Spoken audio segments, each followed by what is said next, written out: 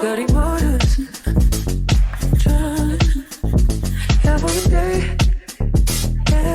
My hair is growing. Why is somebody in my DMs gonna say, okay, roll bounce? That's racist. It was a black man. Like, of course, this is the only braiding hair I like using. It's the outre braiding hair. I got it in the inches 42 and I got the 52 just because I didn't know how long I really needed it to be, because it's supposed to be like maybe like up to here, a little bit like down here. 3 packs of this hair. I have a 42 and another 42 and then 152 just in case I need it to be like a little bit long. Got the orange flexi rods because I feel like that would be a good size to make the curls that she has at the ends as big as how she has them. We don't want them to be like tight curls, you know. I really want to start with the front first just so I can really see like what size I'm going to be doing first. So this is the braiding gel we're going to be using today. I cannot use Shine Jam because I need something that's going to be a little bit more stronger because my hair is so short and we want to make sure that there's no flyaways coming out of the twist. So I'm sectioning off my first piece. So there's 2 ways I basically installed the twist. This first twist I'm going to be working on, I'm going to be basically crocheting the braiding hair into my section. But you'll see for the rest of the video that there's another way that I found much easier to put the braiding hair in between my hair to start twisting.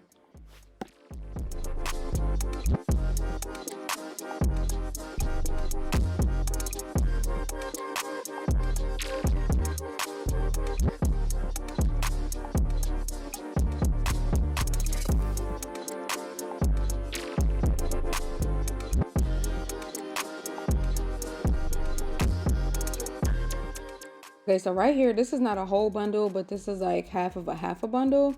And this is the density of it. I just twisted it up so you guys could see. But I'm going to be separating it into 2s. And then I'm going to crochet each piece into my hair because I couldn't really crochet that whole thing, you know, at one time.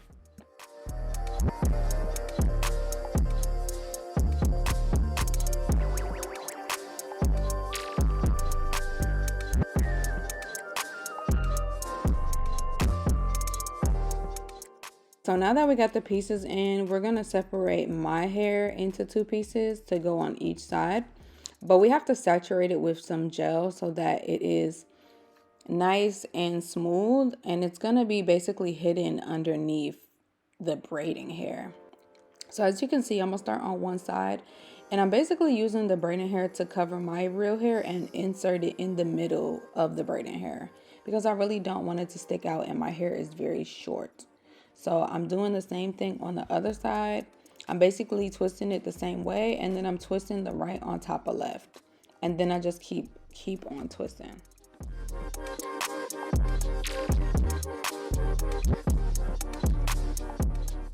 So right here, this is slow motion on how you should be twisting. I know some people just go down and just twist the 2 pieces together. That's not really how it works. So when you're doing twist, you want to make sure you're twisting the actual piece that's in my left hand before I give it to my right hand, or it's vice versa. I'm twisting with my right hand and I'm giving it over to my left hand, but I'm twisting the braiding hair as I'm handing it over. So as far as sealing the ends, this is what I did. I took a thin piece of the end of the braiding hair and I basically made like a knot. I did this a bunch of times because I was like, I really don't want this to come out or unravel. But that's the thing about twists. They're so hard to like seal at the ends. I feel like there's a better method, but I didn't really find one because mine started to like untwist just slightly, but I feel like that's inevitable. But it didn't untwist at the top, which is good. It kind of just untwisted a little bit at the bottom. But I think using gel throughout the entire twist also helps it not untwist, just creating some type of like friction. I wanted to make sure that the 2 pieces up at the front were looking very similar to how she had hers, basically like a side part. So that twist right there is going to be leaned over to the right side. because she had like a really deep like side part going on. So, and the parts weren't really perfect. Like they didn't look square or like any type of specific triangle. So I kind of just rounded some of my parts out into corners that were like open. So this won't be like a perfect part type of video. I know y'all are probably curious about the back. The back won't be perfectly parted either. It'll kind of just be wherever there's space. But I'll show you guys how the back looks because I know people are going to be curious.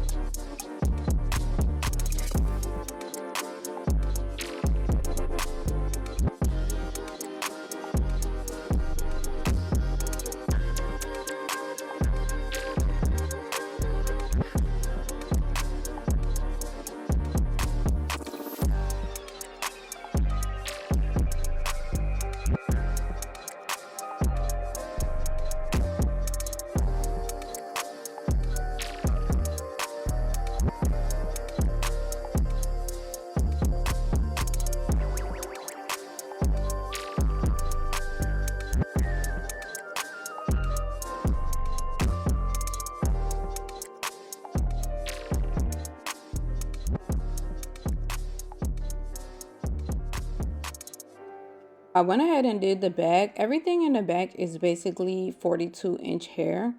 And what I'm holding in my hand was that 52-inch because I was like, I need to use the 52-inch up at the front.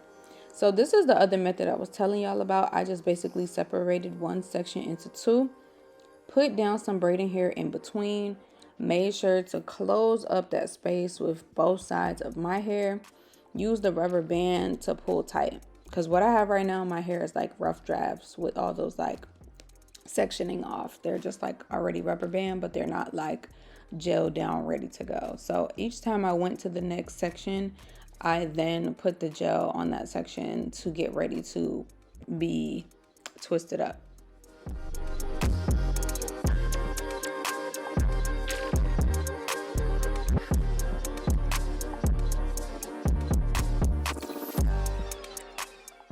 All right, and then after gelling down both sides of my hair, I'm gonna start twisting and putting my hair in between that braiding hair so that is nice and tightly sealed. I don't want it to be like exposed just because my hair is way different texture and it's really short and I don't want it to like pop out because it's already cut like kind of blunt.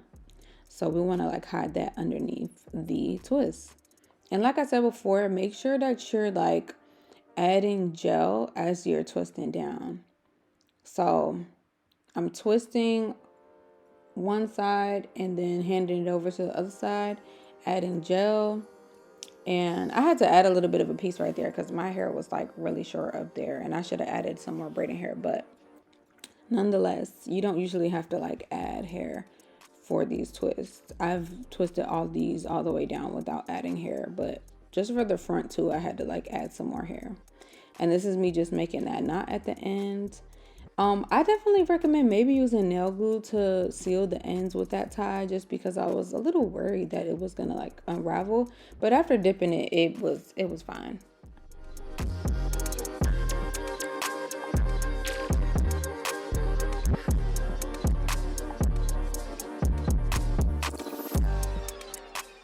Let me know if you guys used this method before when trying to do like jumbo twists. But Usually I just twist it without using the rubber band, but my hair was way longer at the time. So now that it's shorter, I have to make sure that they don't just slide out. That's one thing about having short hair and having braids. But if you made it this far, make sure you are subscribed to my channel because I'll be making more videos on how to do protective styles. So yes, the rest of it is very self-explanatory, but we're gonna get into how I did the ends, like made them curly.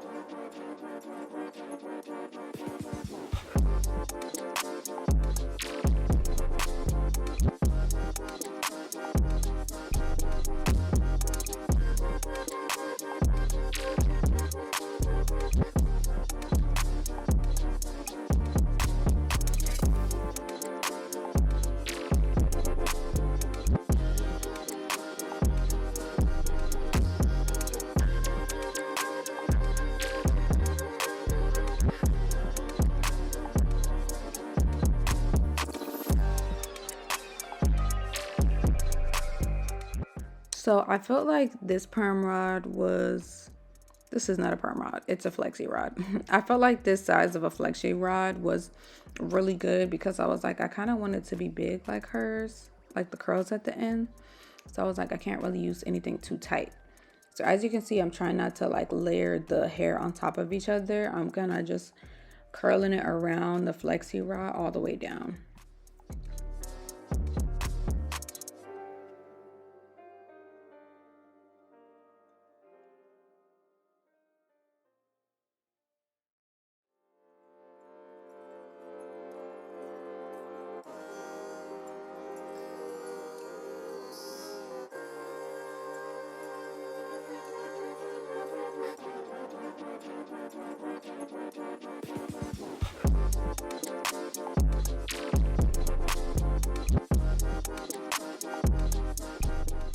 I did dip these off camera. I didn't even dip them. What I really did was took my tea kettle and I just poured on top of the flexi rods. I didn't pour over the whole twist. I only poured where the curls were on the flexi rod.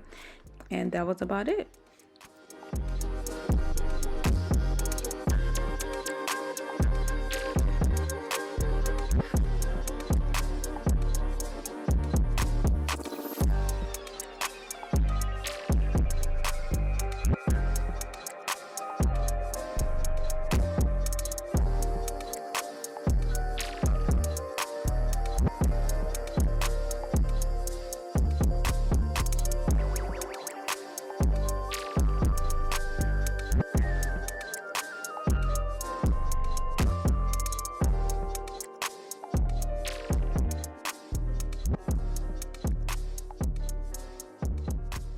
For edge control today, I don't usually use wax. I always use my Got To Be gel, but I couldn't find any, so I used this gummy wax. A lot of people said it works for like different hair types. For me, it laid down for a little while, but I still prefer my Got To Be gel. I feel like it lays it down for like way longer.